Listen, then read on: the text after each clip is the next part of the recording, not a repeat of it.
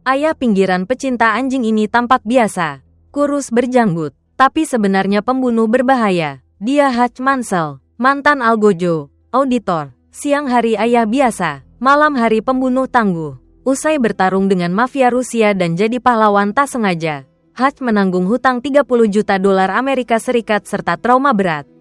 Dia menyembunyikan semua dari keluarga dan melunasi hutang lewat misi rahasia. Kini Hutch berusaha menyeimbangkan keluarga dan dunia gelap. Namun sering absen dan banyak rahasia membuat istri serta anaknya semakin jauh dan hampir hancur. Walau mereka mencoba mengerti, Hutch tetap membuat keluarganya curiga dan menjauh. Hari itu, Hutch mendapat misi dari organisasi. Ia menerobos ke gudang. Dengan gaya bertarung cepat, segala yang ada bisa jadi senjata. Akhirnya, ia menghabisi musuh. Lalu, ia membuka pesan dari istrinya yang menunggu tiap hari. Namun, ia tetap harus bilang akan pulang terlambat. Jangan menunggu. Itu membuat Becca makin putus asa. Tak ingin berusaha lagi. Keesokan paginya saat sarapan, ia baru pulang ketika kedua anak sudah ke sekolah. Mereka menghindar, enggan bicara. Hutch menutupi bekas darah tapi Becca tetap sadar. Ia hanya menegur pelan, lalu pergi kerja. Hutch ingin berbuat sesuatu untuk keluarga. Ia menarik tong sampah sebelum truk pergi. Sementara itu, kedua anak sama sekali tak peduli. Becca menghentikan mobil di depannya. Ia bilang liburan musim panas akan datang sebentar lagi. Hutch buru-buru jawab akan buat rencana agar keluarga bersama, dan akan katakan saat makan malam. Tapi karena ada misi, ia mungkin pulang terlambat. Becca langsung marah dan melaju pergi. Ia sudah absen seminggu, kini masih dengan misi lagi. Ia makin marah ketika Hutch berpura-pura tak mengerti alasannya. Hari itu Hutch mendapat misi, mengambil kartu data untuk organisasi. Misi itu tidak mudah. Di hotel, ia mengintai musuh, masuk lift bersama mereka, lalu pasang papan, sedang diperbaiki. Begitu pintu tertutup, ia merebut pistol, menembak paha satu orang, lalu menodong pemimpin dan tanya kartu. Musuh melawan, Hutch menghantam wajah dengan siku dan memukul perut bawahnya. Sendirian ia melawan 5 orang dalam lift sempit. Justru jadi keuntungan untuk serangan cepat jarak dekat. Satu orang sempat telepon minta bantuan. Hutch merebut dan menghantam kepala musuh lain. Ia dicekik dari belakang. Hutch menghajar kepala dengan telepon hingga gigi patah. Lalu mengambil kartu dari saku. Saat satu orang hendak menembak, Hutch merebut pistol dalam sekejap dan membongkar senjatanya. Keluar lift, pasukan bersenjata MP menembaki. Hutch bersembunyi di balik pintu, melempar tabung gas hingga meledak. Lalu ia melawan tentara bayaran Brasil dengan golok. Terluka sedikit sebelum menghabisi mereka. Ia menyerahkan kartu ke organisasi, menekankan betapa sulitnya misi agar dibayar lebih. Namun ia masih berutang 30 juta dolar Amerika Serikat. Karena dulu sok keren membakar uang mafia Rusia. Hutch mendapat misi baru, tapi ia minta waktu istirahat. Pemimpin hanya menatap tak puas, lalu pergi sambil berkata, "Semoga beruntung." Hutch ingin liburan musim panas berkesan bersama keluarga. Saat berkelahi dengan orang Brasil, dia melihat brosur taman air dan memutuskan mengajak keluarga ke sana. Becca ragu apakah tempat itu masih ada. Brady ingin di rumah, hanya Abby yang mendukung. Hutch melihat memar di mata putranya, lalu meyakinkan semua bahwa mereka butuh kenangan indah untuk melewati masa sulit. Becca dan Brady akhirnya setuju. Mereka menjemput kakek David, mantan agen FBI. Lalu berangkat ke Plumerville dengan musik ceria. Jadi waktu santai yang lama hilang bagi Hutch. Sampai sana, Brady kecewa karena resor tua. Hutch bilang itu bersejarah. Becca pun mencium bau cerutu. Tapi asal suaminya senang dia juga senang. Keluarga bersiap menikmati taman air. Tapi ternyata sudah tutup karena insiden. Sebagai ganti, mereka dapat kupon hotdog. Saat menunggu makanan, Hutch bertemu polisi bertopi rimba yang menatapnya curiga. Meski gugup, dia tetap tenang, membawa hotdog dan senang mendapat kupon permainan. Di area permainan, Hutch mencoba bicara dengan putranya soal memar di wajah. Tapi Brady tidak ingin ayahnya menganggap serius. Ia bilang hanya bermain game dan menang. Jadi memar itu tak penting. Beberapa gadis manis memperhatikan Brady karena ia tampan. Untuk pamer, Brady memberi semua tiket gamenya pada mereka, membuat seorang kakak kelas kesal.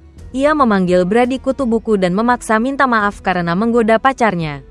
Brady menolak, lalu ia merebut boneka Abby dan mematahkannya. Brady marah, memukul wajah kakak kelas itu. Mereka berkelahi, dan Brady terlihat lebih unggul. Tapi pengelola tempat datang, mengusir Brady. Kakak kelas itu diam-diam melempar bola ke arah Brady.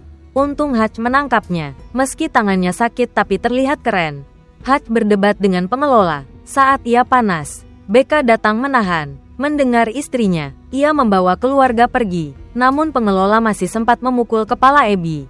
Hutch menahan amarahnya. Keluar pintu, Hutch bilang lupa ponsel. Ia kembali, menendang pintu dan menjatuhkan satu satpam.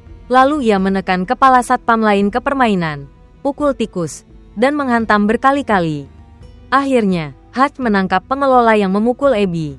Memecahkan kepalanya lalu memukulinya berulang agar ia tahu rasanya.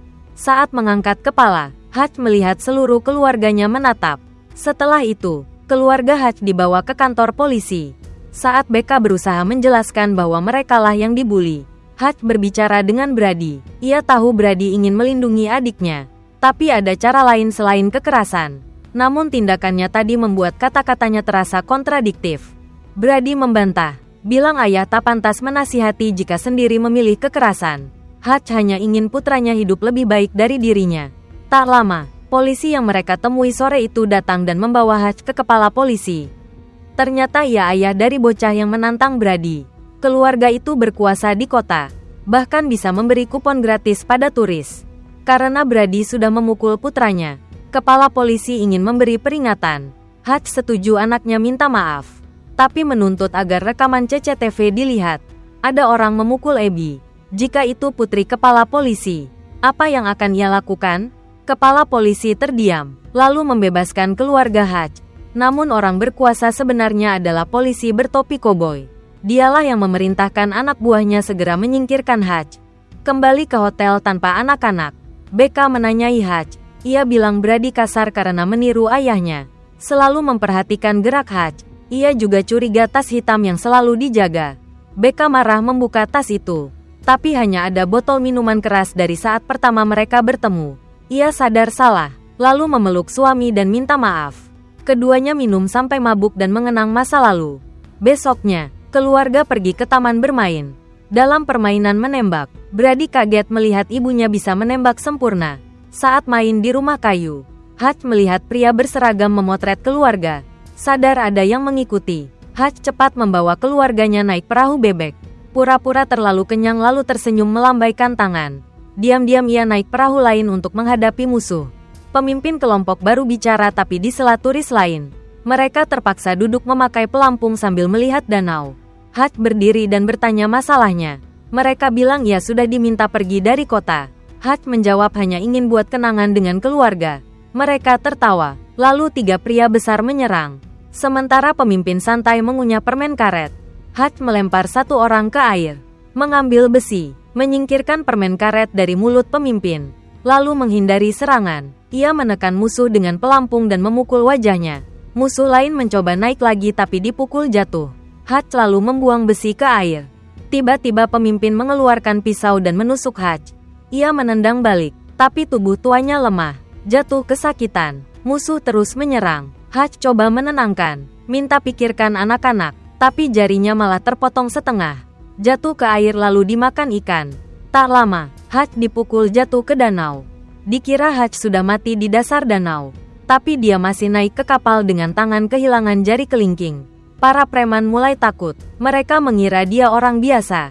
Tak menyangka keberaniannya sekelas John Wick. Hutch marah dan menerjang, menumbangkan satu persatu. Dia menghantam bahu si raksasa dengan jangkar, menyeretnya ke danau, lalu memukul terus-menerus kepala geng untuk menanyakan siapa dalangnya. Tubuhnya basah kuyup, jari terputus setengah. Penampilannya membuat anak-anak ketakutan lari. Hutch menelepon adiknya, Harry, yang sedang duduk di tengah ladang sambil minum teh dan bermain musik. Dia tahu Harry sudah pulang dari Osaka. Dia bertanya apakah masih ingat Plumerville, tempat yang dulu mereka datangi, tapi kini tak lagi ramah.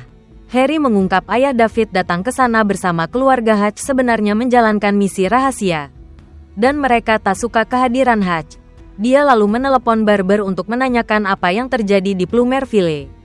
Barber berkata tempat itu adalah titik penting banyak transaksi senjata, narkoba, pencucian uang geng Lendina yang dipimpin Elena. Jika Hutch menyinggung Rusia, mereka hanya akan menembaknya. Tapi Elena berbeda. Dia akan membunuh seluruh keluarganya di depan mata. Tanpa ragu bertindak kejam demi menjaga aturan. Barber menasihati Hutch, sebaiknya jangan bertindak sendirian. Sebenarnya, Kepala Sheriff Plumerville, Wyatt Martin, terpaksa menjadi kaki tangan Landina. Dia membuat ayahnya berutang jumlah besar padanya. Jadi, karena dosa ayah, anak yang menanggung, Sheriff menjadikan Plumerville pusat perdagangan narkoba dan senjata untuk gengnya. Namun, hari ini setelah memeriksa gudang, dia menelepon Landina dan berkata ini akan jadi pesanan terakhir karena utangnya sudah lunas. Tapi bagi Landina, hutang ayahnya tak pernah selesai. Wyatt tetap terjebak dalam utang yang tak jelas. Dia menjemput putranya, tanpa tahu Landina sudah menghubungi anak buahnya di Plumerville. Dia ingin mengingatkan Wyatt siapa bosnya. Jadi dia memerintahkan Abel menculik putranya. 3 ibu anak Becca sedang menunggu kabar Hutch ketika terdengar ketukan pintu keras. Becca waspada membukanya. Untungnya itu kakek David, datang menjaga keluarga Hutch saat dia pergi. Sementara Abel menyuruh anak buah menyiapkan eksekusi putra Sheriff. Hutch menyelinap ke gudang berisi uang dan barang mereka. Dia menyiram bensin ke tumpukan uang, menyalakan korek, lalu mengancam, biarkan keluarganya tenang, biarkan dia beristirahat di liburannya. Abel sangat ingin menembak Hutch, tapi melihat api dia ciut dan terpaksa setuju. Saat Hutch hendak pergi, Max, putra Sheriff, berhasil mendorong kursi roda keluar dan minta tolong. Hutch sempat meninggalkannya, tapi segera balik lagi, masuk dan menyerang. Beberapa orang berhasil kabur. Sisanya ditembak abis. Seorang besar menangkap Hutch dan melempar ke mesin pemotong. Namun Hutch meraih tongkat di atas, menusuk lehernya lalu melempar ke mesin hingga percikan logam muncrat ke wajahnya. Hutch menyelamatkan Max. Abel sadar kembali, berusaha menembak tapi senjatanya kosong. Hutch menembak ke arah lampu di atas. Percikan api jatuh, uang terbakar dan peti-peti meledak. Landina marah saat menerima foto keluarga Hutch dari Abel. Meski tak tahu siapa dia, tapi dia sudah melewati batas dan kini harus tunduk pada aturan wanita itu. Hutch membawa Max pulang. Anak-anak sudah terbiasa ayahnya pergi malam dan kembali dengan baju berlumur darah. Brady dan Max berjabat tangan berdamai. David bertanya apakah Hutch akan tinggal. Dia bilang hanya mengantar Max. Sementara dirinya harus urus hal lain. Becca marah karena Hutch membiarkan keluarga dalam bahaya. Padahal dia sudah berjanji tidak. Hutch menyuruhnya menjauh, tapi Becca menjawab dia tak punya hak. Bagaimanapun, dia tetap ayah anak-anak dan pria miliknya. Jadi harus selesaikan masalah ini. Hutch menemui Wyatt. Dia marah, memukul Hutch dengan tongkat karena mengira sejak Hutch datang baru muncul malapetaka. Hutch menjelaskan dia sudah menyelamatkan anaknya, tapi tetap dipukul, membuatnya melawan agar Wyatt sadar mereka satu pihak. Setelah itu, keduanya duduk minum. Wyatt berterima kasih karena Hutch menyelamatkan anaknya, lalu menceritakan Landina adalah orang kejam, pernah membunuh ayahnya dan memaksanya menanggung utang palsu. Hutch bertanya jika dia tahu gudangnya sudah dibakar habis bagaimana. Wyatt menjawab dia gila, tak akan berhenti sampai melenyapkan seluruh keturunan Hutch. Di pihak Landina, dia membawa pasukan besar untuk menuntut Hutch. Wyatt, yang sudah mengantisipasi, menunjukkan gudang senjata yang telah disiapkan kepada Hutch. Karena tahu hari pertempuran akan tiba, ia dan Hutch merencanakan memancing Landina ke tempat paling berbahaya di Plumerville, taman bermain keluarga Wyatt. Harry juga hadir untuk membantu, sementara kakek David siap bertempur. Saat melewati kandang anjing, Hutch tidak tega dan melepaskannya. Kemudian, mereka menata senjata di seluruh taman bermain, mengubahnya menjadi medan perang menunggu pasukan Landina datang. Di rumah aman, Becca menenangkan putranya dan mengingatkan untuk tetap aman. Ia membawa sniper dan berangkat ke medan perang mencari Hutch. Abel maju lebih dulu, memberi Hutch dan Wyatt kesempatan menyerah. Jika mereka menurunkan senjata, mungkin akan dilepas. Jika tidak, tempat ini akan menjadi neraka. Hutch dan Wyatt serentak menolak. Siap bertarung, Abel kembali, tapi langsung ditembak atas perintah Landina karena terlihat lemah. Pasukan Landina menyerang. Hutch dan Wyatt bergerak terpisah. Wyatt memicu bom, meledakkan beberapa tentara. Hutch ke kapal bajak laut, menjebak musuh agar menembak salah, lalu mengaktifkan kapal, membuat mereka terlempar. Ia menyalakan 2 bom lain, menghancurkan lebih banyak musuh, kemudian menembak mereka. Hutch memancing musuh ke ruangan cermin. membingungkan mereka hingga hampir kehabisan peluru, lalu meledakkan bom. Wyatt memancing tentara ke rumah bola. Mereka menginjak bom dan meledak. Hutch nyaris diserang tentara di balik papan. Tapi anjing yang ia selamatkan memperingatkannya. Wyatt ke kolam renang, terkena tembakan di kaki, bersembunyi di balik papan. Dua tentara mengejar, terjebak perangkap yang telah dipasang. Tertusuk kayu tajam, Hutch menembak musuh yang mengejar, melompat ke seluncuran untuk memancing mereka. Kemudian menarik perangkap menimpa satu tentara. Hutch memberi tanda pada ayahnya. Kakek David dengan senapan mesin dan kacamata hitam menembak satu persatu. Namun, satu tentara lolos, menembak ke arah David. Musuh semakin banyak. Hutch tertembak di tangan. Sekelompok tentara lain atas perintah Landina datang ke rumah Hutch untuk menguasai semua orang di dalam. Harry muncul, mengayunkan pedang, menaklukkan setiap tentara satu persatu. Ia menantang bawahan Landina. Lawan awalnya meremehkan, tapi Harry berhasil membalikkan keadaan. Mematahkan pedangnya, lalu menebas kepala lawan dengan cekatan. Seorang tentara bersenjata masuk rumah, berniat menyerang anak-anak Hutch. Brady melompat dari belakang, menghadang sendiri, menaklukkan tentara itu, melindungi adiknya, membuat ayahnya bangga melihat keberaniannya. Wyatt berlari ke tempat itu dan melihat Hutch kelelahan karena kaki berdarah. Hutch menyerahkan pistol dan menyuruh Wyatt duduk, lalu pergi mengecek kakek David. Di sana, hanya Landina yang berdiri sambil meniup seruling. Ia tanya siapa yang mengirim Hutch. Tapi Hutch bilang tidak ada.